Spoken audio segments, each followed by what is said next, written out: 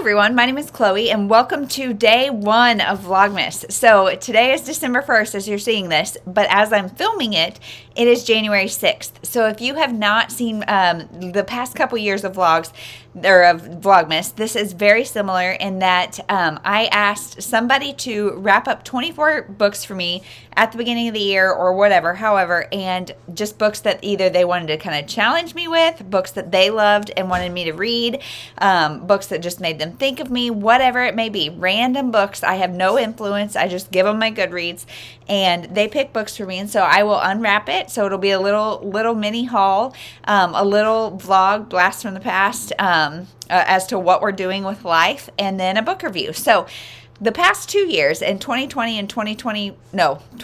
and 2022, I had my mom do it.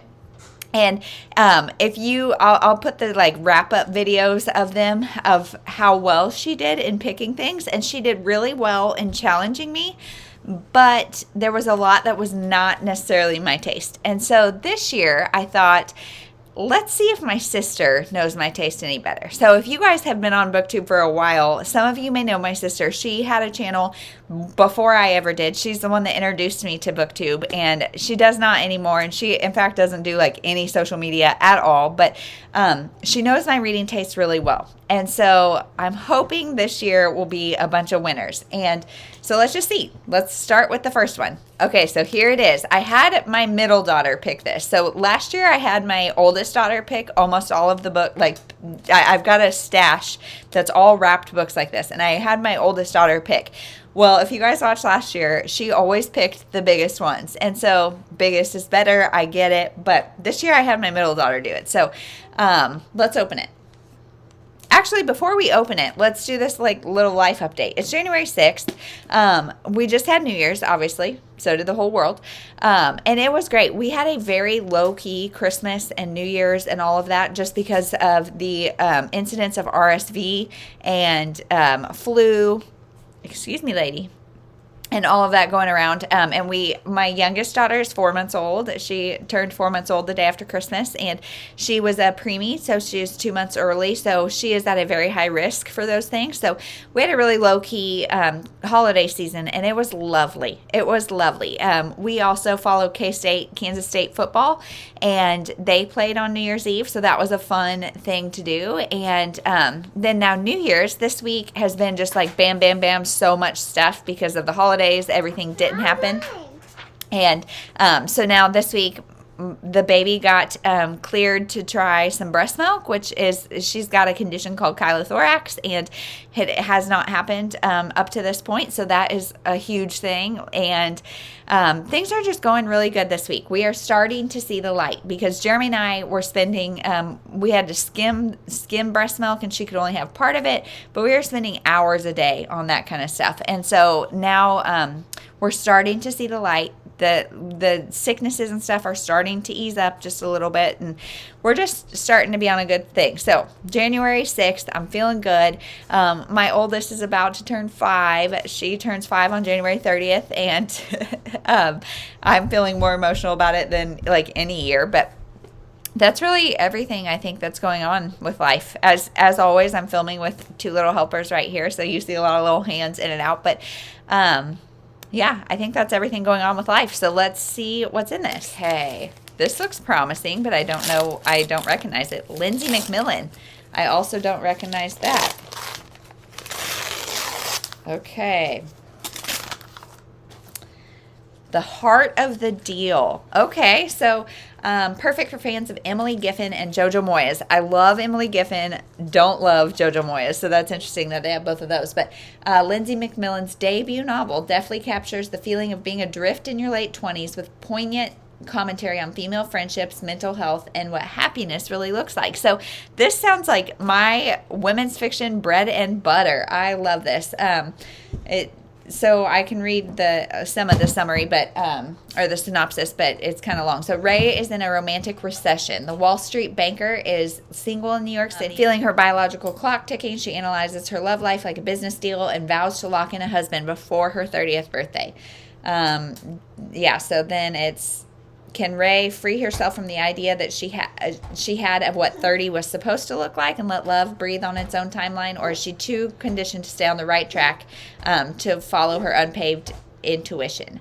So this sounds really, really, really good. I love that. And personally, like that whole idea of like, I would love to know, what did you think your life trajectory would be? Because I remember being in high school or whatever and being like, yeah, I'm going to get married right out of college, have kids by 25, be done for sure by 35. And life didn't quite go that way for me. And it's just interesting how it all goes. So I'm going to stop this swing back here. My 2-year-old is a little ornery today. So I'll let you know what I think about this. Hey everyone. So it is the next day and I am loving this book. Like I feel it's just very like chick lit, kind of what I read so much of probably 15 years ago. Like when I was in my early 20s, I mean, I guess maybe not quite 15, 10 years ago. I don't know. This is just the story of Ray, and she lives in New York City. She lives with her best friend, Ellen, and she's got 2 other friends, and they call themselves the Scramblets because they, like, I guess tried to make omelets and had to end up with like this scrambled egg omelet combo, which I do literally every Saturday night. And it's just funny. It's just funny. And like it's mostly about her and Ellen. The other 2 friends aren't even really in the book that much, but it's about them in the dating world. And this was written, I think, in 2016 or so. So it's definitely in the era of dating apps and all of that. They're on dating apps. And Ray, or her best friend Ellen, is like Miss First Date, goes on all the dates all the time. Ray is really reluctant to even be on the app, and then she starts going on first dates, and she is from Indiana, I think, and she goes home for her and Ellen both to go home for Christmas one time, and she starts to wonder, like, is the city, she's a Wall Street investment banker or whatever, and she's like, is the city the right place for me, or is the slower life in Indiana maybe the better life? And she is just kind of starting to debate that here at about halfway through, and really not that much has happened in the first half, except we see her going on dates and we're getting to know her.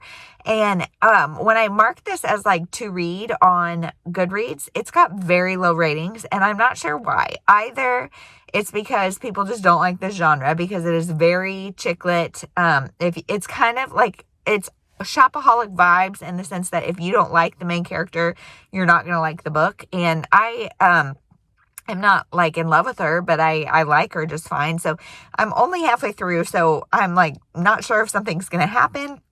I'm not looking at other reviews until I'm done with it. But, yeah, so she's kind of starting to have that internal debate. Ellen has maybe or maybe not found somebody. And so life is starting to shift and change. She's not really happy in her job. She's not really happy in her dating life. She's just kind of questioning things. And I find the whole idea like something I would have loved when I was single and young, and because like, one, I did not ever do dating apps or anything, but like just the idea of not knowing who your husband's going to be and not knowing who your future is going to be with, if anybody, is very like dreamy. And I love like the idea that options are endless. And that's definitely where she is right now. It's like the world is her oyster. She's not tied down to anybody or anywhere. She can do whatever. And like that is a place that I moved every couple years when I was a young adult, because I just love that idea that like the world is yours to do and go wherever you want. And I mean, you have to live within your means, but go to whatever city you want and do that. Go, do it however you can. And so that kind of excitement, I think, is why I love these books, is because just putting myself back in those shoes of like, there's just so much excitement and mystery to come. Whereas now it's like life is pretty ordinary, or I would love life to be ordinary. If you guys saw my 2023 goals or whatever of this year, I just want life to be ordinary. But like I pretty well know what to expect out of the next 5 years, and there's hopefully not going to be a ton of change. But So yeah, I think that's why I'm liking it. I also love the conversation. I am from a relatively small town in Kansas, and I moved to Austin, Texas, and lived in the city. And that whole conversation is something that I really relate to. In general, I'm just really liking this book. So, as far as like the world goes, just today is Sunday, and I just started Pango Books, and just listed all my books yesterday. That was kind of my Saturday goal, is to list them all, and so I did, and I got my first buyer. So that's why I'm in the car. I just went and mailed that off. So exciting. That will always be linked down below, assuming I still have Pango here in December, now that it's January. But so that's really exciting. And then last Monday, we are a sports family. We rarely miss a game, especially right now. It's the end of football season, and Jeremy and I met at a football game. We just both are really big sports fans. Football specifically, we love watching it. And so right now at this time of year, when they're coming to an end, we watch like every single game, just because we know we're about to be in a long, football like desert. And so we were watching Monday Night Football as we were getting the girls ready for bed, and Damar Hamlin from the Buffalo Bills went into cardiac arrest on the field. And that is something that has never happened on nationally televised, in a nationally televised game like that. I to my knowledge, that has never happened. And he got hit, but it wasn't a terrible hit, and he got up and then just crumbled. And you guys, it was one of the most terrifying things to watch. For the first time ever, they canceled the rest of the game. Everybody was shaken up. Like, we were putting the girls down, and I felt like I just couldn't let them go. It just was a national viewing of the fragility of life. Obviously he has, I don't think they know for sure, or at least they haven't released for sure, what caused him to go into cardiac arrest, but I would assume, had an underlying condition that, that hit just kind of set it off and, caused his heart to stop. And he was, he had to be resuscitated on the field, and an ambulance took him, and he, as of today, almost a week later, he is now conscious and breathing on his own. And I could not be more just relieved. I'm not a Bills fan. I had never heard of this man before the game, but just watching the fragility of life and watching the football community rally around this man, and it brings the beauty and the tragedy together. And that is just so, such a mind-bending experience. And so continued prayers for him, and for the poor man who hit him. He did not hit him illegally. He did not hit him overly aggressively. He did not do anything wrong. It just happened to be the wrong thing at the wrong time. And I know he's struggling, and just so that's what's really going on in the world. And today we watched yesterday, I guess, we watched the Chiefs play. And it's the first real game we've watched since Monday, just because the whole football community was so shaken up. And it just, it's just such a violent game. And there's just so much that can happen. So I feel like that was national news that I will remember, because the feeling of watching him crumble was one that I won't forget. So, that's really what's going on in life, now to be on a buzzkill. But I'm going to go in, make dinner. Sunday nights are burger nights. And this morning I made, a breakfast casserole. It's crescent rolls, vegan sausage, eggs and cheese, and vegan cheese, and just a casserole, I guess, a vegan breakfast casserole. And then I also made breakfast bars for the girls, and I made dinner rolls for tonight, because I do that on Sundays, for the girls to have as burger buns.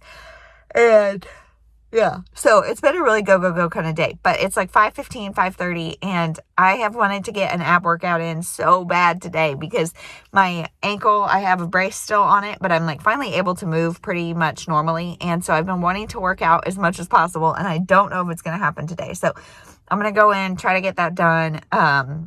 And that's it. So we'll see when I finish the book. Hey everyone. So I have finished the book, and I'm outside of the girls' dance class right now. They are, both my 2-year-old and 4-year-old are in the same dance class. And so you like drop them off and they shut the door, and like I've always just waited in the lobby, but now I'm pumping, so if you can hear that, I apologize, but it'll just be the little beat to this update. But so it's weird to just like be able to drop them off and come out to the car or whatever, and so that's what I'm doing. But I finished the book and I really liked it. I'm giving it 4 stars. So I have very little to complain about it. It is about this girl. It is like almost like a coming of age, but she's in her 20s. She turns 25 at the beginning of the book, and she wants to be married by 30, I think, or maybe married and kids by 30 or something like that.